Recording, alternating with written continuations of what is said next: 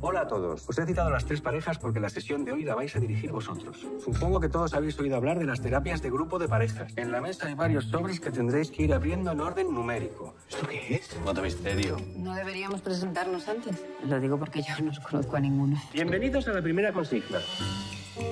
El verdadero problema, mírame, Daniel, es que creo que no estamos educando a nuestro hijo como deberíamos. Desde que voy a terapia de autoayuda estoy mucho mejor. ¿Terapia de autoayuda? ¿Revisarle el teléfono a tu mujer es enfermiza? Venga, hombre, por favor. ¿Pero quién no ha hecho eso alguna vez? Yo.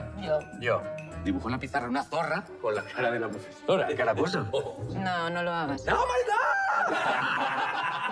Esta actividad será grupal. ¿No estamos pagando a Antonia? Pues que sea ella la que lo solucione. Está claro que no tienes ni idea de psicología. Entreno para manejar mejor la eyaculación. Me niego yo a hablar de eyaculación aquí. ¿Cree que no saben que ahí está el punto G?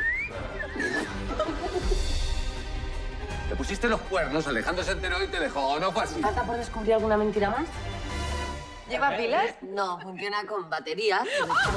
Tiene 12 velocidades. Marta, ¿quieres soltar la mierda esa ya?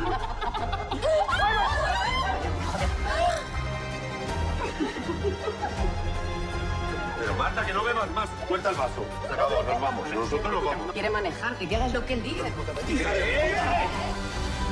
¿No te quieres quedar?